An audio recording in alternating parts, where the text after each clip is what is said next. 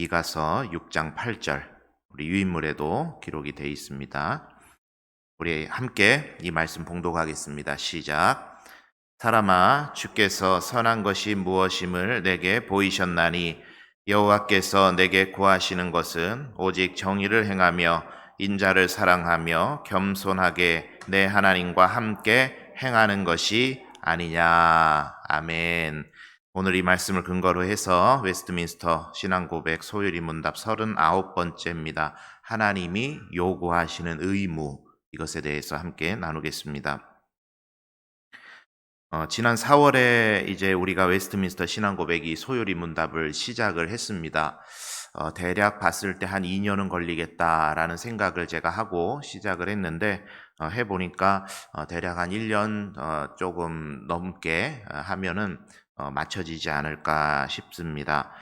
첫 시간을 시작하면서 이런 이야기를 드렸어요. 소요리 문답은 1문에서 몇 문까지 있을까요? 갑자기 질문을 해서 당황스러우시죠? 1문에서 107문까지 있습니다. 그런데 이 1문에서 107문까지의 내용을 크게 두 가지 내용으로 나누어 볼 수가 있는데, 그것이 이제 제가 유인물에 한번 적어놨습니다. 웨스트민스터 소요리 문답을 두 부분으로 나누면, 그래서 1부, 2부가 있는데 1부의 내용이 뭐라고 적혀 있죠?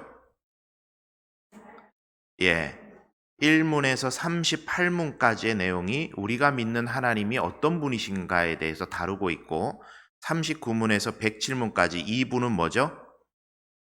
사람에게 요구하시는 의무는 무엇인가? 자, 이렇게 크게 두 부분으로 나눌 수가 있습니다. 하나님에 대하여 믿을 것이 뭔가, 그러니까 우리가 믿는 하나님은 어떤 분이신가와, 그리고 그 하나님께서 우리에게 요구하시는 것은 뭐냐? 이 두 가지 크게 주제가 나뉩니다. 그래서 전반부가 1문에서 38문까지라고 했으니까 지난주까지 1부가 이제 끝난 거예요.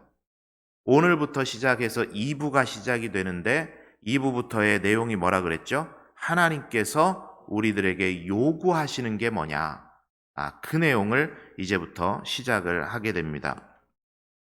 이게 이제 두 부분입니다. 크게 두 가지로 나누면. 그리고 이 소요리 문답을 세 가지로도 한번 나눠볼 수가 있어요. 세 부분으로. 이 세 부분으로 나눌 때 이 세 부분이 여러분이 가지고 계시는, 저도 갖고 있고 여러분도 가지고 계시는 모든 성경책에 동일하게 이 세 가지가 다 들어가 있습니다. 부록에. 성경의 제일 앞장과 성경의 제일 뒷장에 이 세 가지가 모든 성경에 다 들어가 있어요. 자, 웨스트민스터 소요리 문답을 신앙생활에 접목한다면 유인물에 그렇게 돼 있죠. 1문에서 38문까지 땡땡땡땡 돼 있고, 39문에서 84문까지 땡땡땡 돼 있고, 그 나머지는 땡땡땡땡 네 글자 돼 있는데, 여러분의 성경의 부록에 적혀져 있는 세 가지. 자, 1문에서 38문은 뭘까요? 예. 네 글자 맞았습니다. 네 글자는 맞았는데 답은 틀렸어요. 예. 1문에서 38문까지 내용이 뭐라 그랬죠? 우리가 믿는 하나님은 어떤 분이신가? 이것에 대한 신앙의 고백입니다. 그러면 뭘까요? 사도신경. 이 1에서 38문까지가 사도신경의 내용이에요. 그리고 39문부터 84문까지 오늘부터 이제 시작이죠. 오늘부터 시작해서 쭉 다루게 되는 내용이 뭐냐? 세 글자는 뭐죠? 십계명이에요. 그리고 마지막을 대미를 장식하는 내용이 뭐냐면 네 글자? 주기도문이에요. 그래서 웨스트민스터 신앙고백 소요리 문답은 이제 장황하게 펼쳐서 하나하나의 요소들을 우리가 살펴봅니다만은, 사실 웨스트민스터 신앙고백은 저와 여러분의 평생의 신앙생활 속에 항상 고백되어졌던 내용이에요. 사도신경과 십계명과 주기도문으로.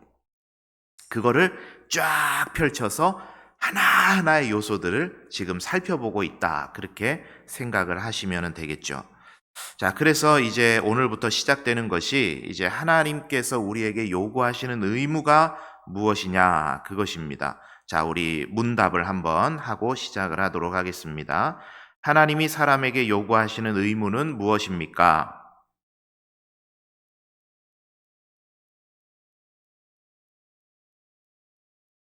예, 당신의 나타내신 뜻에 복종하는 것입니다. 그랬죠. 하나님이 요구하시는 의무 1번입니다. 내용 읽어볼게요. 시작. 무엇인가를 요구할 때 그 요구의 주체가 누구인지에 따라 권위와 무게가 달라진다. 그렇기 때문에 그 하나님을 아는 것이 중요하다. 자, 누군가가 강도에게 훈계를 합니다. 아니, 똑바로 살아야지. 어? 그렇게 강도짓 하면서 살면 되겠어? 강도한테 이렇게 훈계를 해요. 저 훈계한 사람이 누구냐 알고 봤더니 살인범이에요. 그러면 살인범이 강도에게 너 똑바로 살아야지 강도짓 하면 되냐 하면 그 말에 권위가 있어요, 없어요? 말에 권위가 하나도 실리지가 않아요. 이거를 이제 아주 유식한 말로 똥 묻은 개가 겨 묻은 개를 그렇게 웃긴가요? 겨 묻은 개를 나무란다 이렇게 이야기를 하는 거죠. 말이 안 먹혀요. 자, 반대로 한평생을 살아오면서 참 사람들에게 존경받을 만한 일을 많이 했고 또 그 평생 동안을 한 이제 배우자를 사랑하고 그 배우자와 건강하고 화목한 가정을 이룬 노인이 철없는 한 젊은이를 타이르고 있다면 거기에는 아마 권위와 힘이 실리겠죠. 왜요?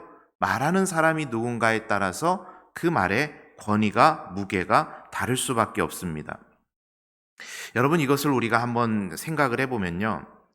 우리가 여전히 하나님의 말씀을 듣기는 들어도 그 말씀이 무게감 없이 느껴지고 그 말씀을 들었음에도 불구하고 그 말씀에 대한 거룩한 부담감도 생기지 않고 그 말씀이 묵직하게 내 마음에 와서 나를 변화시키는 어떤 역동적인 그러한 움직임들이 일어나지 않고 있다고 한다면 한번 이걸 거꾸로 뒤집어서 생각해 보면 여러분 뭘 점검해야 될까요?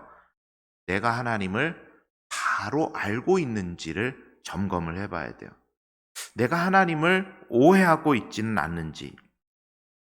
아주 단도직입적으로 말씀드려서 안 지켜도 될 것 같은 하나님으로 받아들이고 있으니까 그 말에 대해서 안 지켜도 될 것처럼 그 하나님이 나한테 받아들여지고 있으니까 그 말씀 지킬 생각도 하지 못하고 그 말씀이 나에게 와서 부담감으로 묵직한 무게로 다가오지도 않는 것 아니겠어요? 만약에 우리가 그 하나님에 대해서 제대로 인식을 하고 그 하나님의 말씀이 내가 반드시 지켜 행해야 되는 그런 말씀이라고 내가 그 하나님을 인정한다면 그 하나님께서 우리에게 주시는 말씀도 상당히 묵직한 것으로 받아들여지지 않겠습니까? 그래서 소요리 문답을 통해서 앞서 1부에서 우리가 믿는 하나님은 어떤 분인가를 다루는 것이 그래서 중요합니다. 왜냐? 이제부터 하나님께서 너희들은 이렇게 하고 살아라 하는 내용을 쭉 이야기를 하실 텐데, 그죠? 39문부터 107문까지 쫙 이야기를 하실 텐데 우리가 그 하나님이 어떤 분이신지에 대해서 제대로 모르고 너 이거 해, 너 이거 해, 이거 하지 말어 라고 하는 소리를 듣게 되면 그 하나님을 내가 인식하고 있는 것에 따라서 하나님이 하시는 요구도 다르게 받아들여질 수 있다는 거야. 하나님을 가볍게 알고 있으면 그분이 하시는 말씀도 가볍게 받고 하나님이 내 인생에 참 중요한 분으로 무거운 분으로 중심의 분으로 내가 그분을 알고 있으면 그분이 하시는 말씀도 요구도 무겁고 그리고 부담감으로 또 내가 반드시 지켜 행해야 되는 것으로 받게 된다라는 겁니다. 자, 그래서 이제 우리가 1에서 38문까지를 통해서 우리가 믿는 하나님이 어떤 분이신지에 대해서 함께 나누게 되었던 겁니다. 그 하나님 이제 1에서 38문까지를 뭐 몇 분 안에 제가 다 한마디로 요약할 수는 없겠고 이렇게 정리하고 한번 넘어가겠습니다. 우리에게 의무를 요구하시는 분은 우리가 그저 흘려듣고 넘길 만한 분이 아니시다. 이게 1에서 38문을 요약한 한 문장의 표현이에요. 뒷장 한번 보시겠어요? 뒷장에 보시면 적어놨는데 제일 위에 한번 같이 읽어봅니다. 시작. 우리에게 의무를 요구하시는 그분은 우리가 그저 흘려듣고 넘길 만한 분이 아니시다. 자, 욥기의 말씀 거기 적혀 있는데 한번 같이 읽어볼까요? 시작. 그때에 여호와께서 폭풍우 가운데서 욥에게 말씀하여 이르시되 무지한 말로 생각을 어둡게 하는 자가 누구냐? 너는 대장부처럼 허리를 묶고 내가 내게 묻는 것을 대답할지니라. 저는 이 말씀을 대할 때마다 참 가슴이 벅차오르기도 하고 하나님이 두렵기도 하고 그 하나님이 내 하나님이라는 것에 대해서 큰 자부심이 느껴지기도 하는 그런 말씀이에요. 이 말씀이 욥과 그 세 친구가 욥이 당한 고난에 대해서 이러쿵 저러쿵 자기들끼리 막 이야기를 주고받을 때 고난이란 뭐냐? 하나님이란 어떤 분이냐? 막 주고받고 있으니까 하나님이 듣다 천둥 소리 가운데 우레 소리 가운데서 욥을 불러 세우신 거예요. 그러면서 하신 말씀이 뭐냐면 아주 좀 남자다운 표현이죠. 무지한 말로 생각을 어둡게 하는 자가 누구냐? 너 대장부처럼 허리를 묶고 내가 내게 묻는 것을 대답할지니라 하시면서 쭉 이야기하시는데요. 하나님이 기가 막힌 이야기를 하시는 거예요. 욥이 생각해보지도 못했던 것들에 대해서 하나님 드러내시면서 내가 이 세상 만물을 창조하고 운영하고 너희들의 인생의 생사화복을 결정하고 있을 때 너라는 존재는 도대체 어디 있었냐? 너하고 나하고 그만큼 차이 나는 존재다. 그런 이야기를 하나님께서 쭉 풀어가시는 거예요. 그러니까 욥이 그때 깨닫게 되죠. 하나님이라는 분은 내가 그저 입의 몇 마디로, 내 입술의 몇 마디로 왈가불가해서 정의할 수 있는 분이 아니구나. 그걸 하나님께서 깨닫게 하신 거거든요. 여러분, 지금부터 우리가 나누게 되는 하나님 우리에게 신앙생활의 십계명과 주기도문과 여러 가지 원리들을 통해서 너희들이 이렇게 살아야 된다. 그리스도인이라는 것은 이렇게 살아가는 존재가 그리스도인이라는 것을 말해 가실 때 그 말하시는 그 하나님이라는 분이 여러분 어떤 분인 줄 아십니까? 저와 여러분이 어떻게 입술로 묘사할 수 있는 분이 아니세요. 우리는 아주 유한한 세계를 살아가지만 영원 가운데 계시는 분이 하나님이세요. 저와 여러분의 인생의 생사화복이 그분의 손끝에서부터 시작되는 그런 분이세요. 그 하나님을 우리가 인정하고 시작을 해야 되겠죠. 자, 두 번째 내용으로 한번 넘어가 보도록 하겠습니다. 자, 이제 본격적으로 그 내용이 시작이 되는데 가장 서론적인, 개론적인 내용입니다. 하나님의 나타내신 뜻에 복종하는 것 그랬습니다. 하나님께서 우리들에게 요구하시는 것은 뭐냐? 한마디로 말하면 하나님의 나타내신 뜻에 복종하는 것입니다. 복종하는 것. 그 복종의 대상이 누구라고요? 하나님이세요. 지금까지 제가 말씀드렸고 여러분이 1문에서 38문까지 보셨던 그 하나님이세요. 그 하나님께 우리가 복종해야 된다는 겁니다. 사람이 이렇게 사람한테 복종하라 그러면 좀 기분이 나쁘잖아요. 그죠? 사람 위에 사람 없고 사람 밑에 사람 없는데 만인이 평등한데 복종해라 그러면 불편하죠. 그런데 하나님에게 복종하라는 것은 이것은 차원이 다른 이야기입니다. 우리가 하나님께 복종할 수 있는 근거는 앞서 말씀드렸듯이 1에서 38문까지 살펴본 우리가 믿는 하나님이 어떤 분이시냐 그것의 근거에서 우리가 하나님께 복종해야 되는데 자 이제부터 그 내용이 시작됩니다. 첫 번째입니다. 하나님이 나타내신 뜻 그랬습니다. 그 내용 한번 읽어볼게요. 시작. 사람은 스스로 영원한 진리를 판가름하는 능력이 없다. 인간의 인식은 얼마나 불안정하고 부정확한지 모른다. 그러나 하나님은 스스로 계신 분이시고 우리에게 찾아오신 분이시다. 자, 그 내용을 보시면 진한 글씨로 이제 그 밑줄을 딱 그어놨습니다. 방점을 이렇게 찍어보죠. 제가 한번 표현을 해볼게요. 하나님이 나타내신 뜻. 여기에 방점이 어디 있어요? 하나님이라는 분이 있어요. 하나님.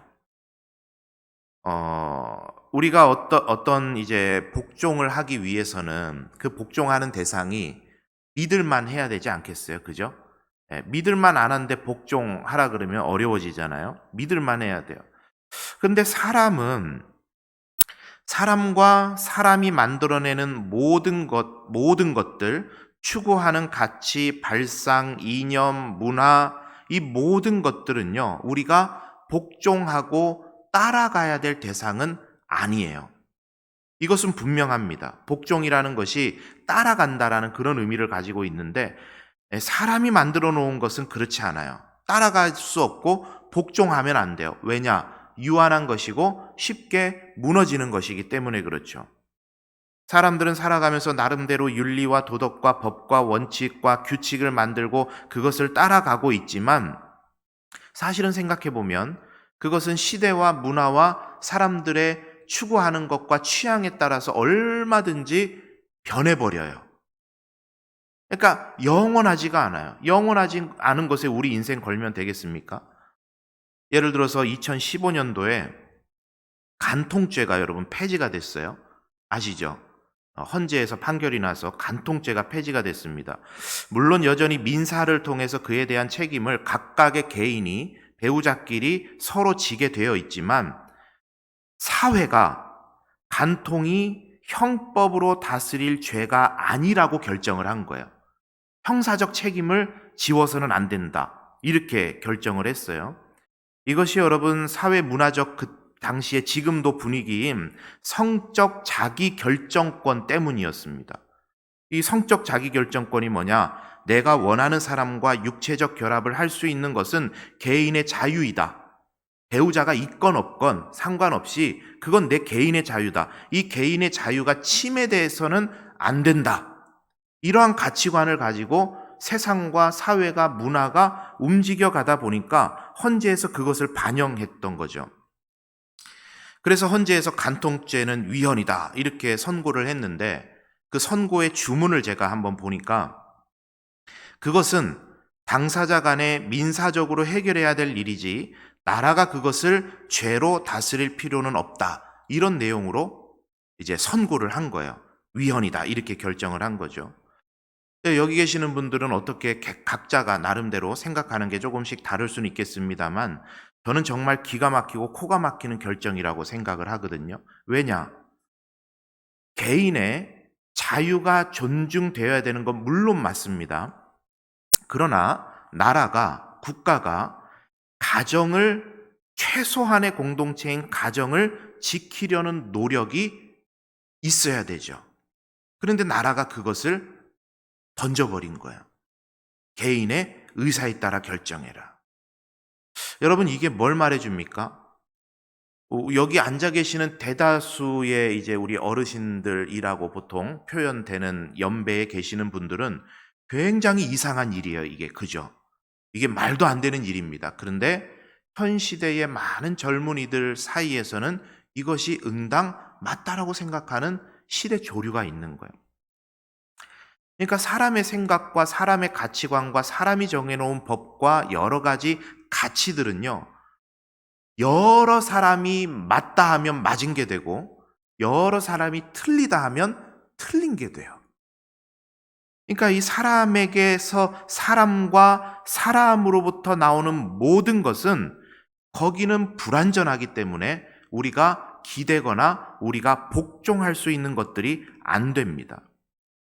그래서 우리 하나님이 필요합니다.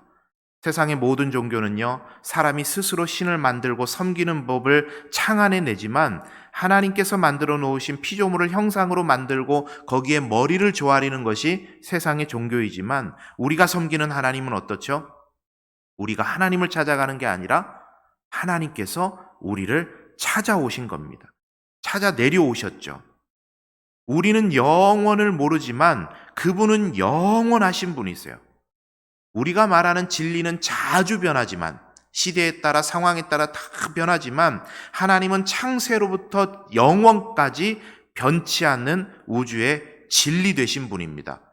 그래서 그분께서 나타내 주신 뜻에 복종하는 것이 인생의 진짜 복이라는 것을 우리가 알아야 돼요. 그런데 우리는 참 많은 다른 것들에 복종하면서 삽니다. 사람에게, 문화에게, 시대 조류에, 돈에게. 그런데 다 유한한 것이고 금방 없어지는 것이다. 영원하신 하나님, 그리고 그분께서 명령하시는 것에 복종하며 살아가는 것이 가장 복된 것이다. 이것을 우리가 알아야만 한다는 겁니다. 사람에게 자칫 잘못하면 손해볼 수 있어요. 복종하면, 자칫 잘못해서 복종하면. 하나님께 복종하면 손해날 일이 1도 없습니다. 여러분 꼭 기억하셔서 하나님과 하나님께서 나타내신 뜻에 복종해 가시는 여러분 되시기를 바랍니다. 이 복종이 참 중요해요. 자, 그리고 두 번째 방점을 이렇게 찍어 보겠습니다. 하나님이 나타내신 뜻. 자, 이 내용은 무엇인지 한번 우리 읽어보도록 하겠습니다. 지난 글씨 앞에까지만 한번 읽겠습니다. 시작. 그런 하나님께서 우리를 위해 그분의 뜻을 나타내셨다. 그것이 곧 하나님의 말씀, 신구약, 성경이다. 자, 하나님의 나타내신 뜻이 뭐라 그랬죠? 성경 66권, 신구약, 하나님의 말씀이다. 그랬습니다. 전에 한번 말씀을 드렸던 적이 있어요. 하나님께서 당신을 우리 사람들에게 알려주시는 방편이 두 가지가 있습니다. 하나는 일반 계시. 따라할까요? 일반 계시. 하나는 특별 계시. 자, 따라하겠습니다. 특별 계시. 자, 일반 계시와 특별 계시가 있는데 일반 계시는 그런 거죠. 자연 세계에 하나님께서 자신의 뜻을 다 나타내 놓으셔서 자연 세계가 하나님의 뜻에 따라서 자동적으로, 우리가 볼 때는 자동적으로 이것이 계속해서 순환하면서 세상이 돌아가는 원리입니다. 그래서 이 하나님의 뜻이 거기 안에 다 담겨 있는데 이 뜻에 뭔가가 하나가 잘못되면 여러 군데에서 문제들이 생겨요. 예를 들자면 산업화 시대에 탄소 중심의 사회 아니었습니까? 석탄을 열심히 떼가지고 막 연기 막 그름 나든지 말든지 어쨌든 이제 번영을 위해서 산업화 시대에는 그렇게 석탄을 열심히 뗐어요. 그런데 이제 그게 과용되니까 문제들이 막 일어나게 된 거잖아요. 대표적으로 온실가스, 뭐 오존의 파괴, 그로 인해서 기온의 상승, 뭐 빙하가 녹고 해수면이 올라가고 하는 여러 문제들이 이제 일어났단 말이죠. 요새 코로나랑 또 중국의 연료가 부족해가지고 중국에서 공장을 안 돌리니까 우리나라 대기가 아주 깨끗해졌다 그래요. 그러니까 그것만 봐도요 상당한 그 원인이 되는 거예요. 이 탄소를 배출하는 게. 그래서 지금 전 세계가 각국이 다 같이 연합해서 탄소를 좀 줄여야 된다 그런 이야기들을 지금 많이 하지 않습니까? 뭐냐면 하나님께서 일반 계시로 세상이 돌아가는 원리를 딱 만들어 놓으셨는데 사람이 욕심을 부려서 탄소를 너무 배출하니까 그게 이제 차고 넘치게 되니까 지구상에 여러 곳에 문제가 생기면서 하나님의 말씀하시는 그 메시지, 이 지구가 돌아가는 원리들이 훼손되면서 그것들에 문제가 생기고 그게 곧 하나님의 메시지인 거예요. 그래서 그 상황을 바라보는 그리스도인은 우리가 하나님께서 만들어 놓으신 자연 세계를 제대로 가꾸지 못해서 탄소를 너무 많이 배출해서 이런 문제가 생겼구나. 우리가 탄소를 좀 줄이는 생활을 실천해야 되겠다라고 생각할 줄 아는 게 그리스도인의 일반 계시를 대하는 자세입니다. 그러니까 그 원리를 보고 우리는 알 수 있는 거예요. 하나님께서 우리에게 딱 말씀해 주셔가지고 너희들 탄소 줄여야 돼. 이렇게 말씀하시지 않아도 원리를 보고 우리는 알아야 되는 거예요. 그게 일반 계시입니다. 자, 그리고 일반 계시는 이렇게 지구상의 모든 사람들과 피조물들에게 나타내시는 뜻이라고 한다면 하나님의 백성들 그리스도인들에게 하나님께서 특별하게 나타내시는 뜻이 있었어요. 성경을 통해 보니까 제비 뽑기, 우림과 둠빔, 꿈과 환상, 기적, 예언, 여러 가지 방법들을 통해서 하나님께서 그 백성에게 특별하게 말씀하신 경우들이 있었어요.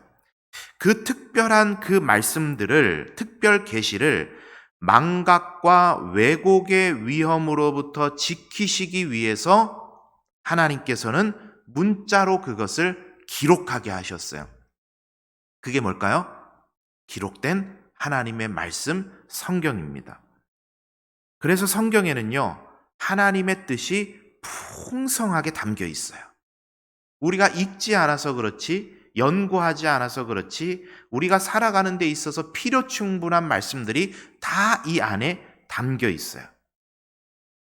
자, 그런데 조금은 해소되지 않는 질문이 있습니다.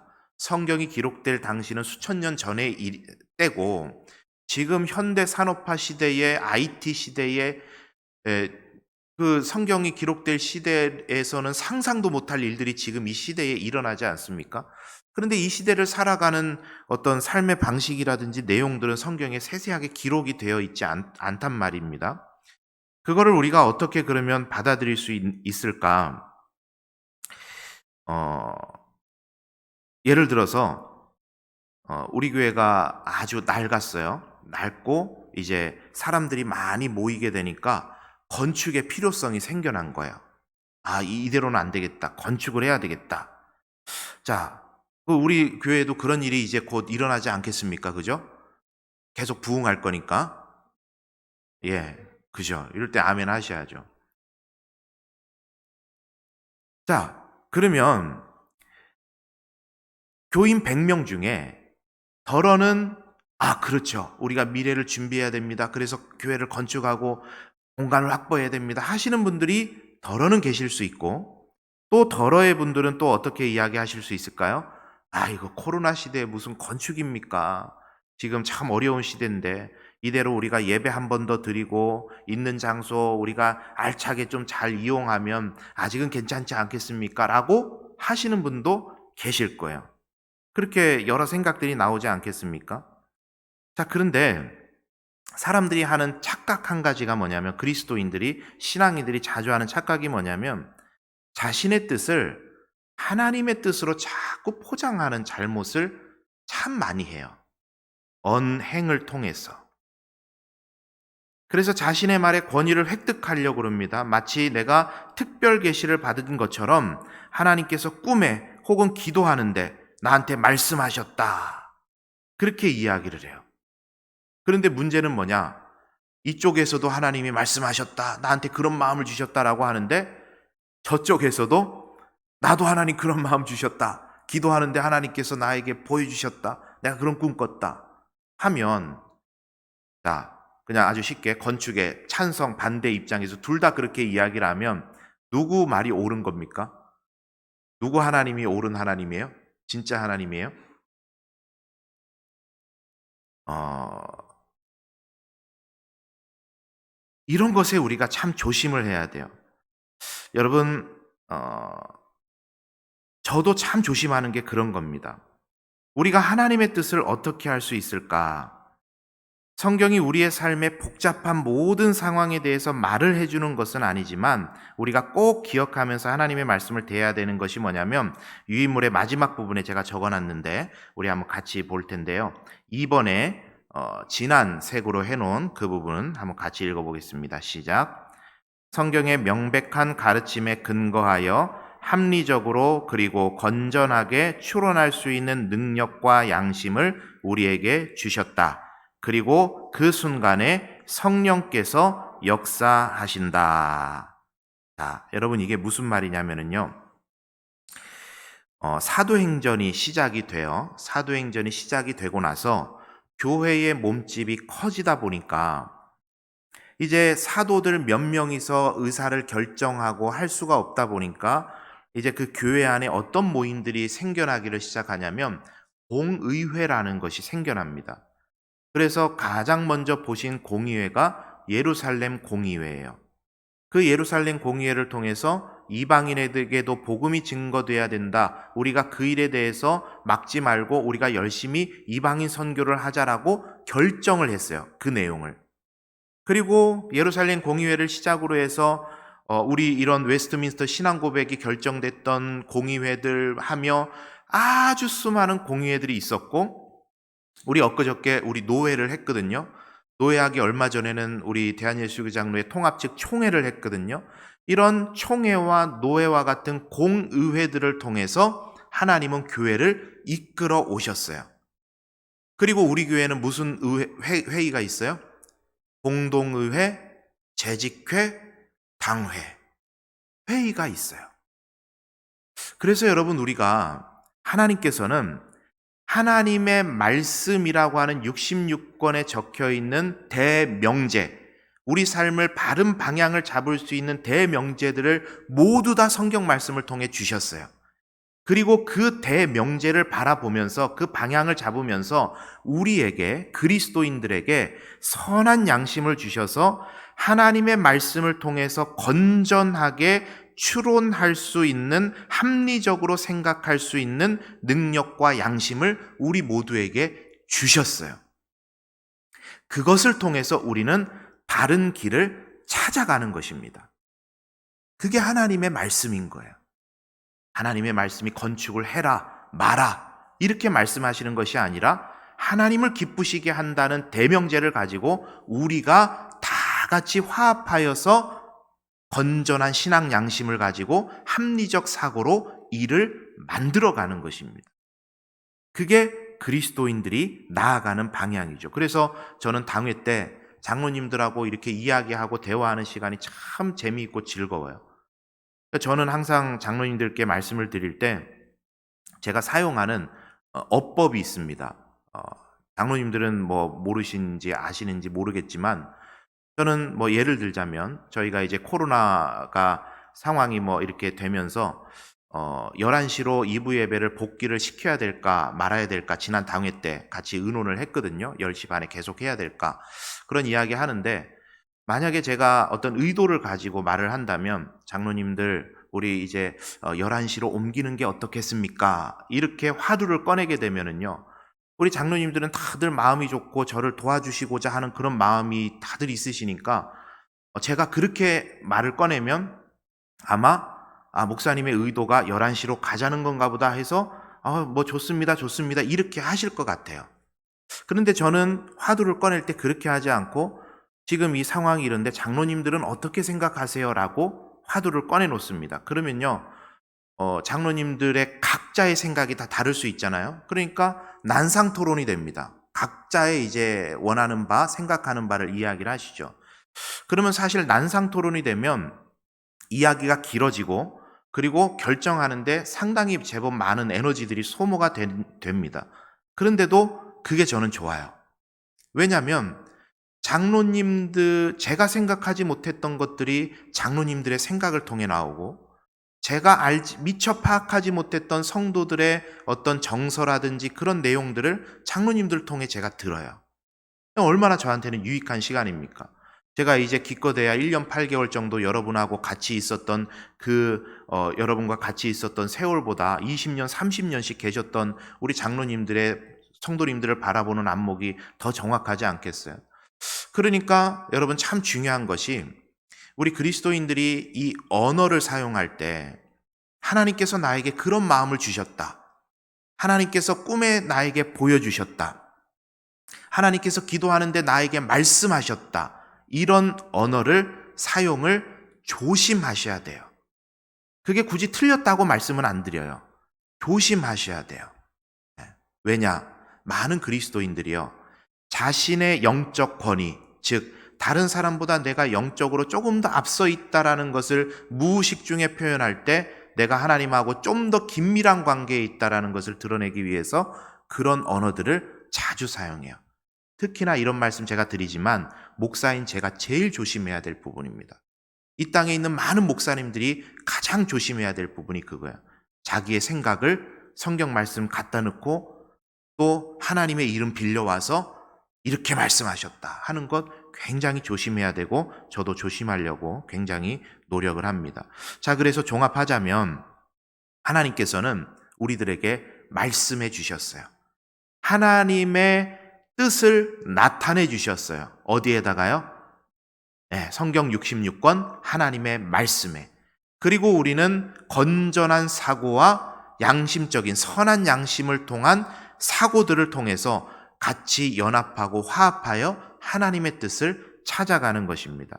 즉 우리가 꼭 기억해야 되는 것, 오늘 이 말씀을 정리하자면 이제부터 우리가 십계명을 들어가면서 하나님께서 우리에게 요구하시는 것들을 쭉 살펴보게 될 텐데, 우리가 믿는 하나님을 듣는 것은 편안하게 그런 좋은 하나님이시구나 은혜 받으면서 들었다고 한다면, 이제 하나님께서 요구하시기 시작하면 어떻게 될까요? 좀 부담스러울 수 있어요.